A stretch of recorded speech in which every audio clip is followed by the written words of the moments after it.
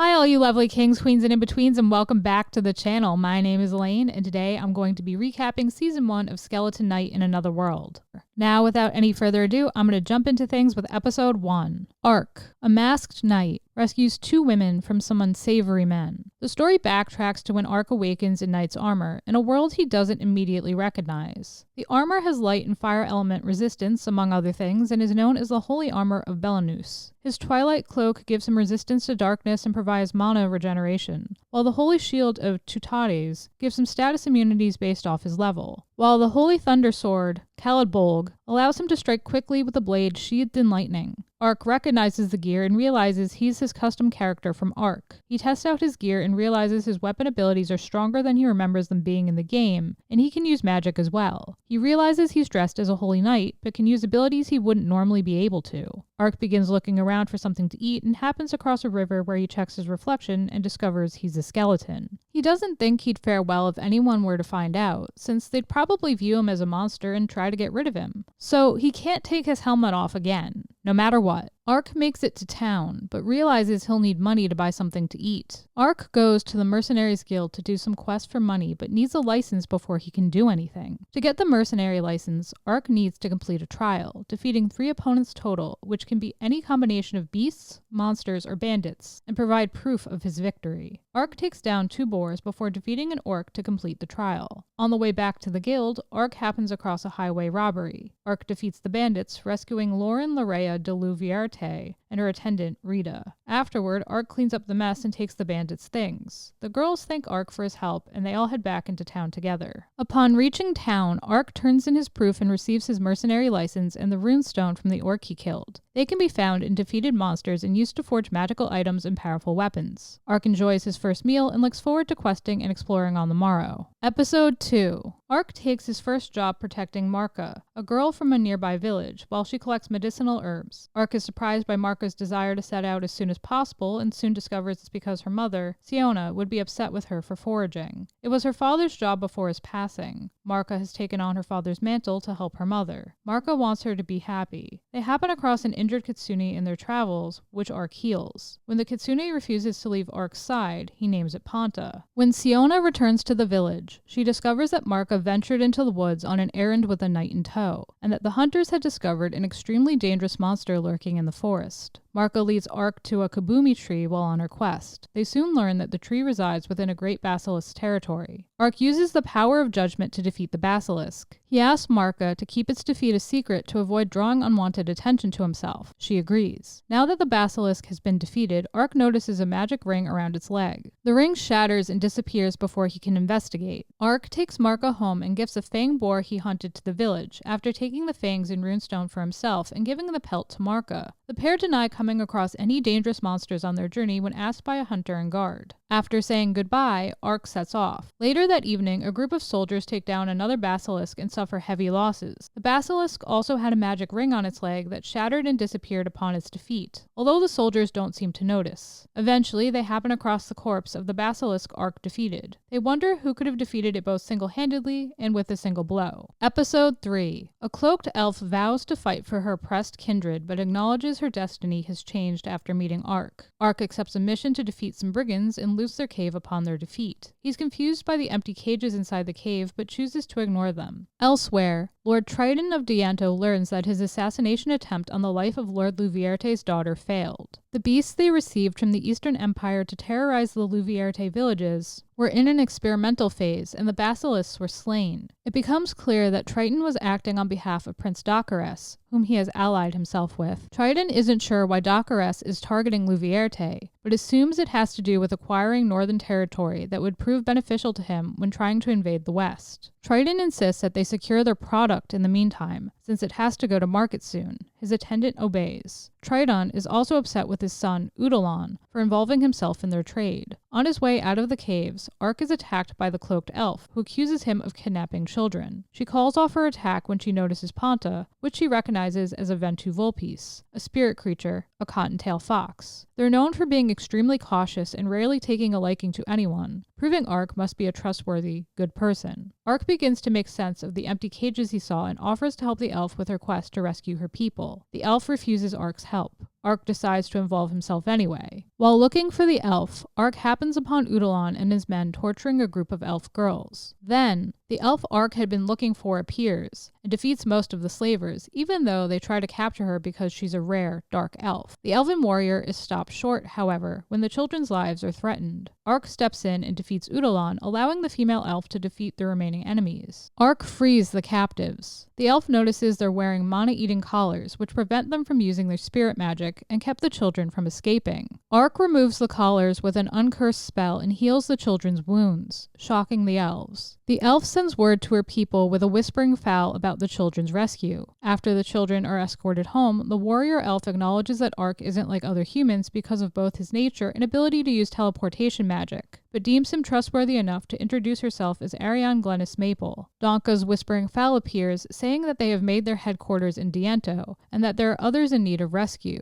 Ariane asks to hire Ark to help with the rescue. Episode 4. Ark accepts Ariane's request for aid. Afterward, they travel to Diento, where they meet Donka, Ariane's elvish comrade. Donka doesn't trust Ark and is surprised he can use teleportation magic, has Eventu Volpes traveling with him, and has gained Ariane's trust. Since the missing elves are being housed in the enemy's base of operations, located near the entertainment district, the area is fairly active even in the evenings. The group decides to strike that evening when there will be fewer people around. Since it'll be hours before the attack, Ark departs to attend to some errands. After he leaves, Ariane admits she trusts Ark since he rescued her from the slavers earlier. She views herself as a failed warrior, especially when compared to her older sister, Yvine, at least in part because of that experience. Donka feels she merely needs more experience to be Yvine's equal. When night falls, Ark and the elves set out on their mission. A ninja watches them from a rooftop. Upon making their way inside the enemy's base, the group discovers that all the slavers have already been killed. Ark is excited when he finds out they were defeated by a fluffy-tailed and eared ninja. The ninja is surprised that Ark can tell she's a ninja. When she notices Ponta, she realizes she can trust Ark and gives him a contract for purchasing elf slaves and tells him that 2 more elves are being held captive at the Lord's Manor. She reveals that helping the elves was not her goal. She was searching for something she couldn't find. Then she departs. Ark shares what he learned with Ariane and Donka, who are surprised to discover Lord Diendo is involved in the trade. After freeing and tending to the captured elves,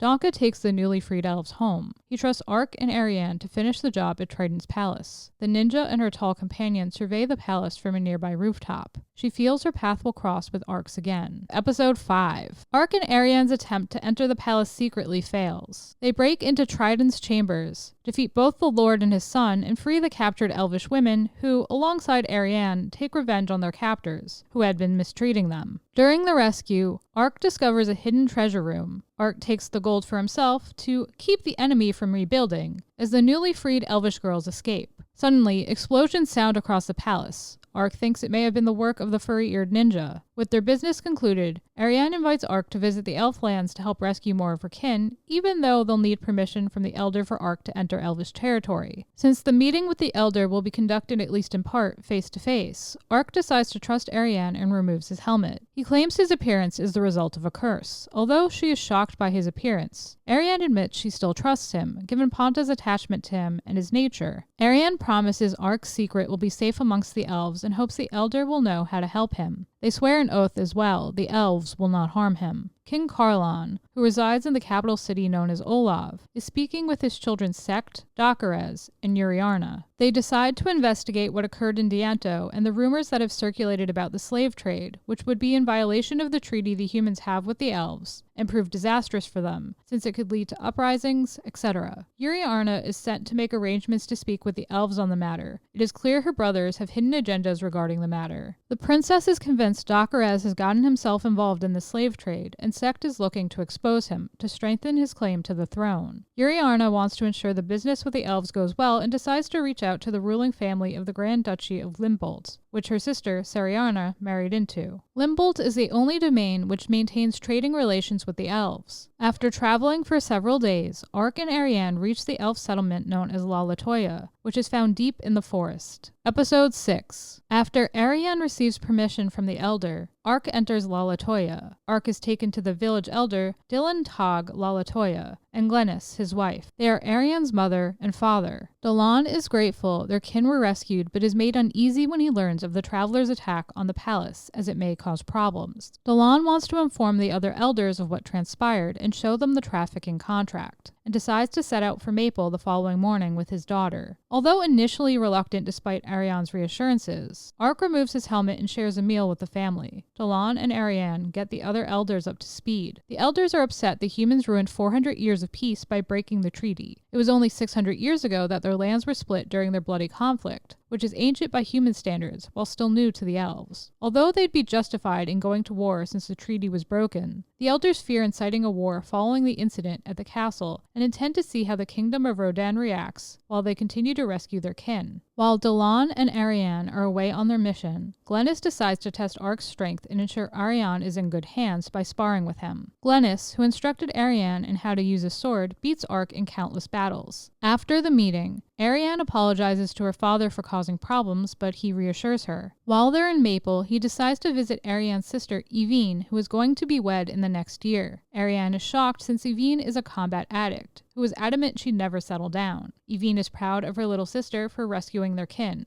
After losing to Glennis for an entire day, Ark learns that maxing out one's strength stats will only get you so far. Upon his return, Dalan officially hires Ark to assist Ariane on her quest to free their kin and investigate those found in the contract. As payment, Ark is offered information, which may allow him to break the curse upon his body. Dalan explains there's a spring near the Lord Crown, which legends claim possesses the power to break any curse. It's found in the territory ruled by dragon lords, the most dangerous dragonkin in the world, where the rare great tree, the Lord Crown, grows. Several spirits dwell within the tree, and will be a problem if disturbed, but safe passage may be secured through an elf. Ark accepts the information as payment and agrees to lend his aid. Once he's alone, he begins to wonder if his appearance is truly the result of a curse, and casts Uncurse on himself. He's shocked when his right arm is returned to normal. Episode 7. When Ark's hand returns to its skeletal state seconds later, he confirms that he's been cursed. He thinks it's self-perpetuating or something else is going on. The following morning, Ark and Ariane set out for Olav, the capital of the Rodan kingdom, to find the criminals listed on the trafficking contract. Once they reach town, they stay at an inn whose keeper warns them to avoid using the woods as a shortcut since travelers have been getting attacked by haunted wolves. Yuri Arna sets out for Limbolt. A silent signal is given. Despite the innkeeper's warning, Ark and Ariane head through the forest, convinced they can take the wolves. Ariane considers hunting the wolves down since their tails give off a beautiful pale blue light. She's heard a veil woven from their fur is considered the finest gift for a bride-to-be and wants to give one to Yvine. Ariane fears they don't have time to hunt the wolves, but the beasts ever so conveniently come to them and attack. While fighting the pack leader, Ark notices a magical ring around its ankle, like the one he had seen on the basilisk. Ark destroys the ring, and the spell that had been cast over the wolf is broken. The leader calls his pack, and they leave peacefully. The ring disappears, and Ark thinks that the rings are the reason the beasts have been acting strangely. While Ariane collects the slain wolves' tails, Ponta senses a disturbance in the force. Ponta leads Ark to the site of the attack upon Princess Yuriarna's coach, by a mixture of traitors and assassins. By the time they arrive, Yuriarna, her maid Ferna, and anyone loyal to them has already been killed. Although the evildoers attack him, Ark takes no damage due to his high-quality armor. Then, the haunted wolves reappear and help Ark to defeat the enemy. Ark casts a regeneration spell on the princess, her maid, and their loyal guards, successfully reviving everyone but a few guards. Yuriarna catches a glimpse of him during his spellcasting. She's barely conscious and thinks Ark a guardian angel. By the time everyone fully awakens, Ark is gone. Yuriarna and company aren't entirely sure how they're alive, but the princess is convinced they were rescued by divine intervention and wants to honor God's choice by going forward with their plan. Ark wonders if he made the right choice, rescuing a princess, brushes any negative thoughts off, but doesn't tell Ariane what happened. Now that Ariane has the tail she'll need for the veil, they resume their journey and finally reach Olav. When they reach the market, they notice a lone woman expertly fighting a bunch of thugs. Ark recognizes her as the ninja from the palace. Episode 8. Chiome, one of the Jinshin clan's 6 ninja, has been traveling across the land, searching far and wide for fellow beast people she could free from the human slave trade. Chiyome is curious how Arc knew about ninjas, since information about them is only known by fellow members of their clan, meaning Arc and their great founder must be from the same country. Their great founder lived about 600 years ago, leading Arc to believe another Japanese fellow was isekai'd centuries before him. Chiyome asks for Arc's aid in freeing her people from their captors. She will offer information pertaining to the whereabouts of those listed in the trafficking contract as payment. Ariane sees herself in Chiyome's desire to grow stronger and help her people, and as Arc's employer, agrees to let Arc help in the Beast People's fight against oppression. Ariane decides to lend a hand as well. Dockeres is furious when he learns the haunted wolves aren't obeying orders and that his attempt on his sister's life might have failed. Fearing his life may be in danger, Dockeres is sent to a safe house by his subordinate, Cetrion. Chiyome reveals that the clan's founder was a human named Hanzo. Originally, Hanzo was a spy under the Revlon Empire's employ. The Beast People dealt with various injustices within the Empire, so Master Hanzo decided to look after them, while making others his subordinates, creating the Jinshin clan.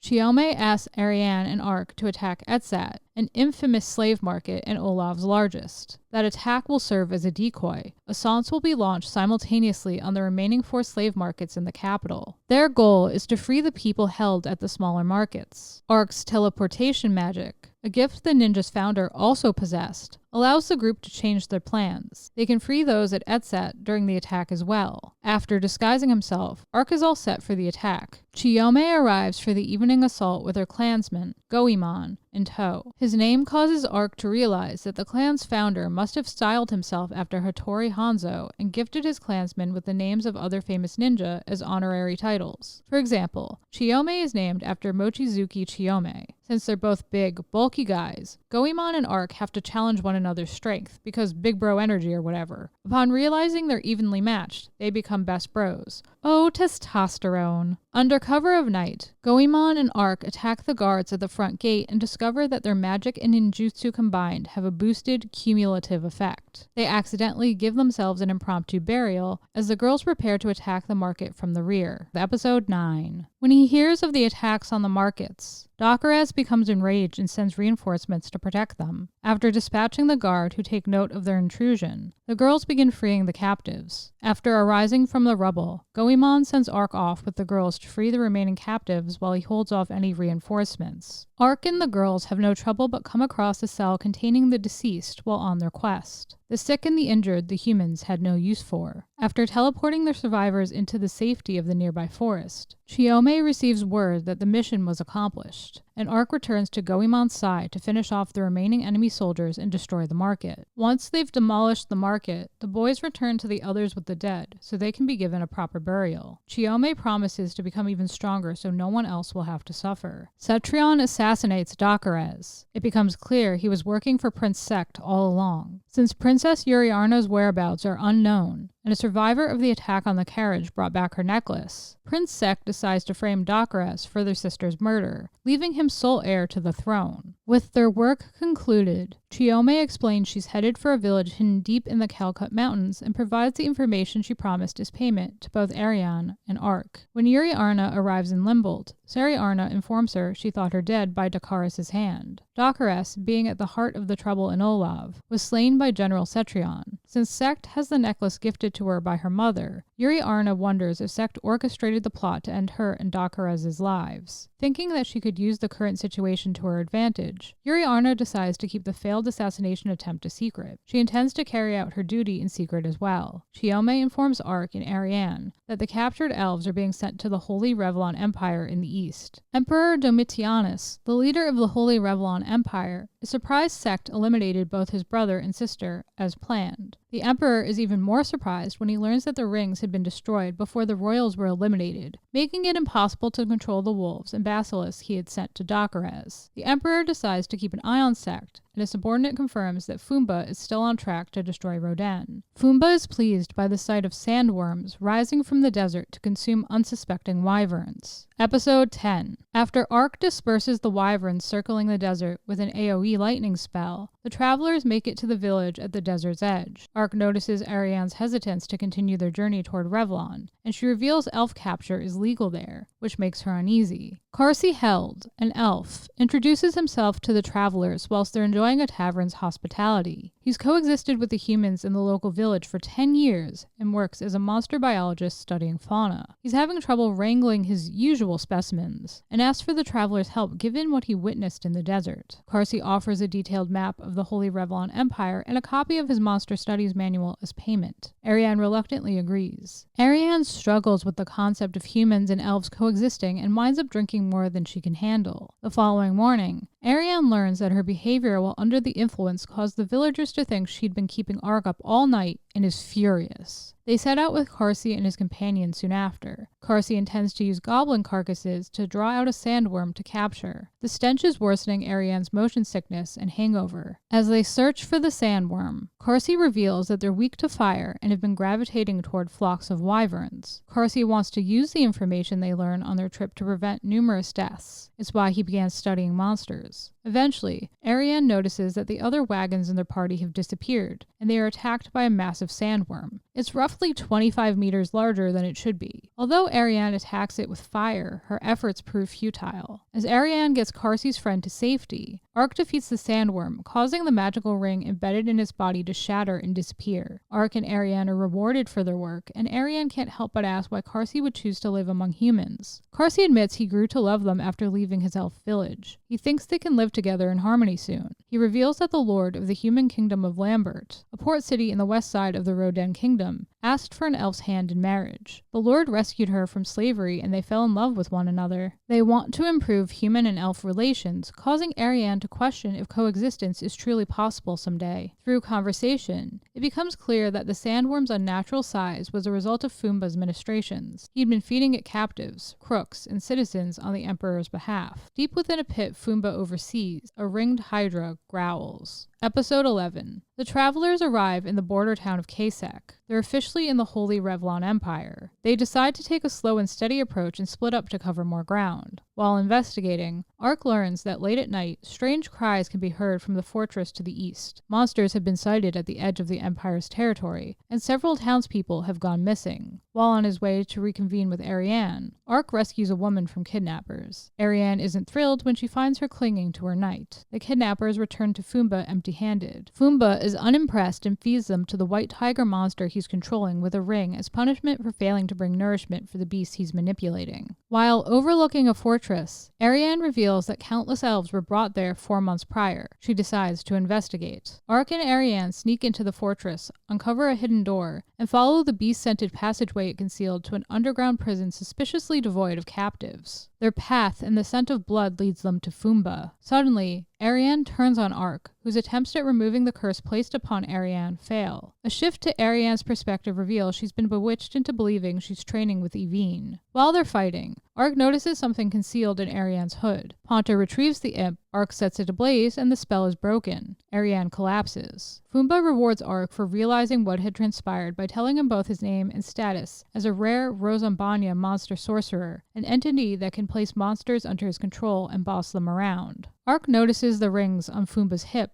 and wonders if he was in control of the monsters he had defeated previously. Ark questions Fumba about the elves that passed through the town 4 months prior, and he reveals that they were either used as test subjects in the Empire's magical experiments or fed to his beasts. Ark is furious and decapitates the white tiger before Fumba unleashes his menagerie, forcing them to attack Ark. Ark defeats the monsters without breaking a sweat until an ogre attacks Ariane, who is still unconscious. Fortunately, Chiyome appears and uses her water ninjutsu to imprison the ogre, rescuing Ariane. Before Fumba can summon more of his beasts, Chiyome reveals that her brethren have already put an end to them. The dungeon begins to tremble, rocks fall from the ceiling, and Fumba flees as his final beast awakens. Ark transports their heroes outside, where they are met with the monster Fumba had just been talking about, a 5-headed hydra who is highly resistant to water and has complete mastery over water magic. Episode 12. The hydra attacks our heroes with its foul breath, convincing Fumba that they've been defeated. A flashback reveals that his clan's chieftains viewed him as weakness incarnate, since Fumba had sought out superficial strength in his haste to be recognized. The chieftains are convinced Fumba lacks both discipline and principle. Their beliefs cause Fumba to leave home and join the Emperor's employ. Back in the present, Fumba orders the Hydra to level Kasek. Ark had used his shield to protect himself and his allies from the Hydra's attack and teleports them to safety. Ariane has awakened and is furious. Even though she was under the imp's spell, she could hear everything Fumba said and vows to take her revenge on him for harming her kin. Ark and Chiome agree to help her. They decide to take Fumba by surprise. Chiome and Ariane go after him while Ark faces off against the Hydra. Velmoas updates the Emperor on the situation. The Hydra has grown as expected and will be ready to destroy their enemies soon. Although they've been analyzing Fumba's sorcery in order to create their own employ rings, they still have more work to do, but he suspects their construction will be complete soon. They don't have control over the Hydra and require the use of Fumba's abilities for a while longer. Ark takes on the Hydra outside Kasek. While its heads are regenerating following his onslaught, Ark summons the infernal demon Ifrit to fight the Hydra. Ponta leads the girls to Fumba, and Ariane taunts him by stating he's weak without his monsters. Fumba succumbs to the pain of the memories of his past and takes Ariane's bait. Fumba attacks Ariane, and while she has him distracted, Chiome throws her kunai at Fumba. When they strike him, they break the elaborate pattern of the tattoos Fumba bears, which were what allowed him to control the monsters, rendering him incapable of using his power. Fumba taunts them for freeing the Hydra, which will kill everyone in its path. Ariane isn't afraid. Ark will defeat it. In a futile attempt to have his life spared, Fumba reveals he was following the Emperor's orders and promises to apologize for what he's done to the elves. It isn't enough to change Ariane's mind, and she sets him ablaze. Ark swings the Hydra into the sky, Super Mario style, and Ifrit uses Flame Helion, burning the beast to a crisp.